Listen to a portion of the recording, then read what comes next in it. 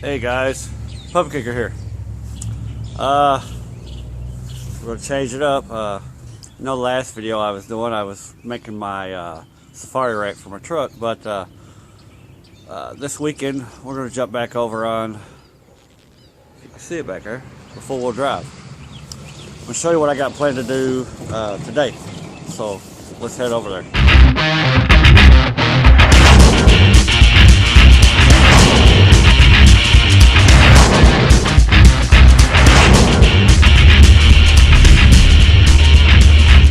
In a minute. First of all, I want to say the method that I'm fixing to use, I've watched Murray Mayhem. You can go watch his YouTube channel. He's got really good videos. But the video that I watched really helped me out a lot. So I'm going to use his ideal on how to do this. So let's come over here and I'll show you what we're going to do. Today we are going to try to lock this rear end. I was going to order one of the locking kits from eccarburetors.com, but I think I'm just going to try to lock it. It is a Peerless 820. So again, his we'll put the link to how he locked it probably right there, but also I'll show you how I'm going to lock it. So but you can go watch his video. It shows the original video also. So thanks to him for showing us how he done that. But that's what we're going to do. We're going to try to get it locked today and hopefully get the sprockets and some chain ran. Sorry it's been a while that I've been not working on this stuff, but I've got the weekends and it's getting a little bit warmer outside, so we'll hopefully we can get this thing going. I will be putting more bracing up for the body and stuff after I get everything ran. So yeah, let's I'm going to take this out, take it apart, and then when I come back, I'll show the video of how we got this thing set up and get it ready to weld. Alright guys, I'm over here at my buddy's shop. I'll show you what I got done. Took this out, cleaned it up a little bit. I'm not too much worried about the grease down inside of here. Hang on, I'll get some light on here and I'll show you. There you go, that's a little bit better. I'm not too much worried about, like I said, the grease down inside of there. Because all I'm going to do is put a bead right here. I'm going to tack weld it here.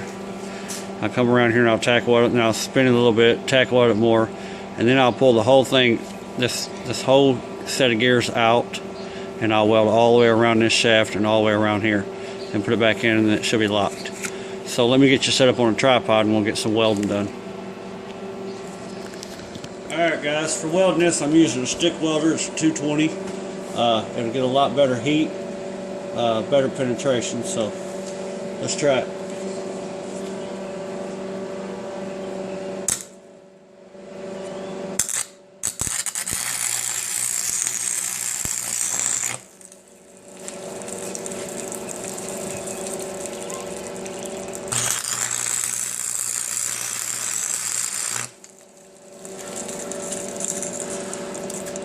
Yeah, she's cooking.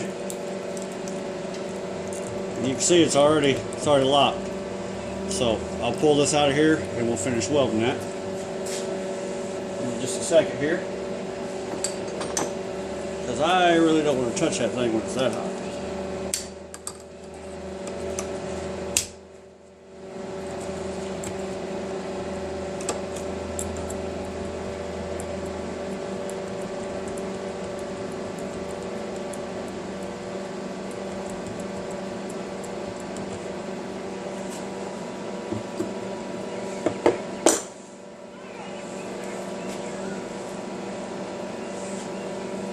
Alright. I'll take this out of here.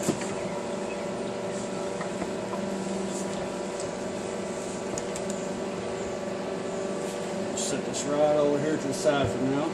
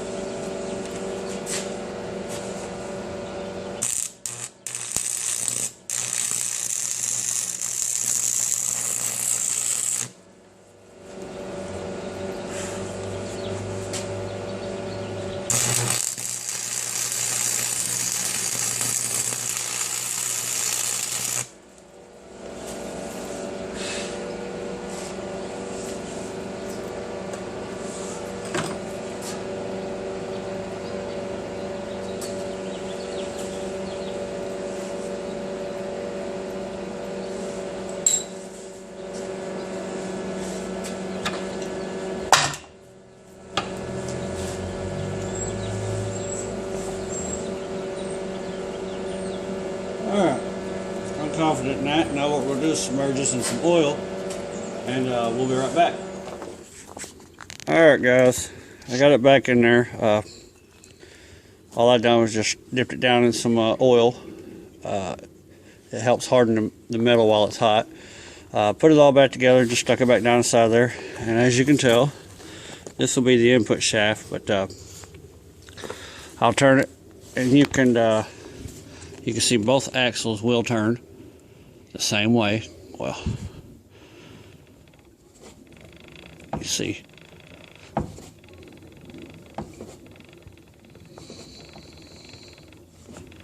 Just like that. I don't know if I got it in the whole shot or not, but you can see I'm going backwards there. Now I'll go the other way. Yep, that's how it works. I really didn't need the axle shafts to be no longer than what they are, so if I would have bought the kit from EC Carburetors, I would have had to end up cutting the axle shafts down, but now all I gotta do is stick this back in there and figure out where I've got to have my sprockets at on each side, tack weld them, and then weld them around the axles. That saved me about 130 or 140 bucks from ordering that locking kit. Don't get me wrong, the locking kit, it's actually a better method to go because, like I said, it is a straight axle, solid axle all the way across, but for what I'm doing, I think this right here, it'll hold up. Yeah, I did cut this down when I had this in the racer, but that's no big deal because all I gotta do is, you can see I've got my ball and the bearing right there. I've take out this Allen screw, put the ball down there, put the spring down in there, my ball and my bearing. I meant the ball and the spring, but I'll take that axle of the Allen nut. It's a Allen wrench that you have to use to get that out. Take it out, drop your ball down inside there, put your spring in there. I usually tighten it down to where it's flush with the casing. That's enough pressure for it to hold it in gear. Like I said, it'll have a custom shifter and everything, so I'm not worried about that being cut down. I will weld another part on top of it. So, yeah. But anyhow, that's how you lock them. Thank you, Darren Taylor, for that method. Now I'm going to try to get to my house and get this bolted back underneath the lawnmower. Alright guys, back here at my house, I got a little bit of progress done, and let me show you what I've gotten done so far. Here we go. As you can see, I drilled the holes, and I've mounted my pillow block bearings for the jack shaft.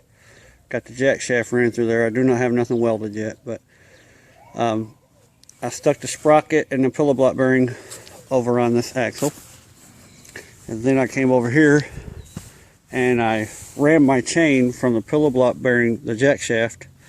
I ran it up to the front axle. As you can tell, it goes up to the front. That's a live axle up front. It does turn, as you can see, and it actually turns really nicely.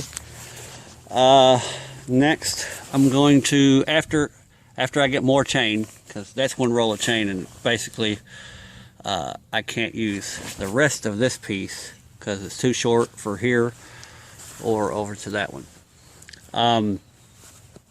But I'm going to get another roll of chain that should finish up that section right there and that section over there. Then that'll be it as far as how it's powered. I can use the original clutch system on this. It's not going to hurt, although I may have to end up doing something a little bit stronger because that's a lot of friction to get, front and rear to turn.